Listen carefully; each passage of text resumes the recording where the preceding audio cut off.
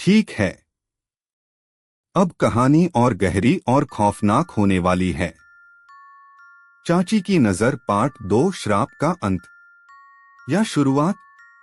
आदित्य के गायब होने के बाद गांव पूरी तरह खामोश हो गया। अब उस घर का नाम ही डर बन चुका था। लेकिन हर डर के पीछे कोई ना कोई सच्चाई होती है।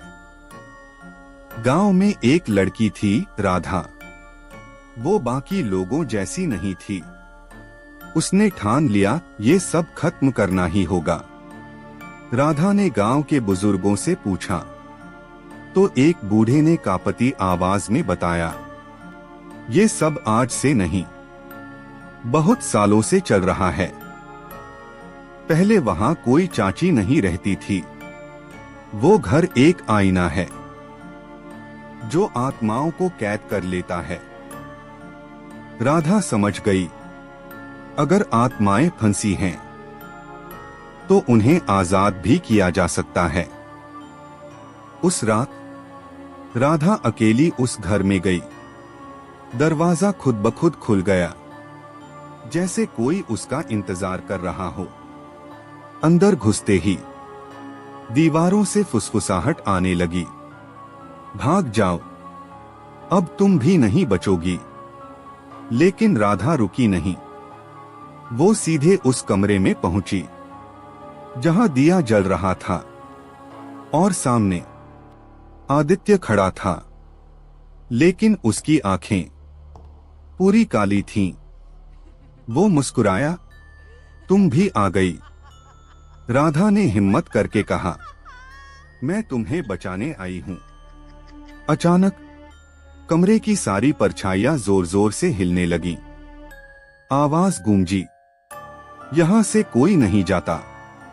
तभी राधा को बूढ़े की बात याद आई। आईना। उसने चारों तरफ देखा। दीवार पर एक पुराना टूटा हुआ आईना था। जैसे ही उसने आईने में देखा, उसके पीछे एक असली चेहरा खड़ा था। वो चाची नहीं थी, वो एक डरावनी आत्मा थी जो हर बार किसी नए शरीर में चली जाती थी। राधा ने तुरंत आईने को उठाया और जमीन पर दे मारा। धड़ाम, आईना टूट गया और उसी पल कमरे में तेज चीख गूंजी। सारी परछाइयां एक एक करके गायब होने लगी। पप्पू, आदित्य और बाकी सब धुएं की तरह उड़ गए। कमरा शांत हो गया।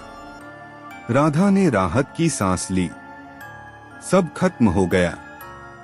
लेकिन जैसे ही वो मुड़ी, जमीन पर पड़े आईने के एक छोटे टुकड़े में उसने खुद को देखा। उसकी आंखें धीरे धीरे काली हो रही थीं और उसके होंठ अपने आप हिलने लगे।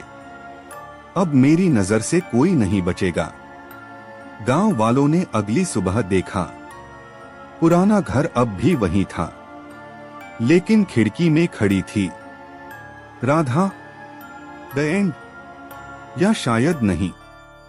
अगर चाहो तो मैं इसका पार्ट 3, जहां कोई बाहर से आकर इस रहस्य को पूरी तरह खत्म करने की कोशिश करता है, भी बना सकता है।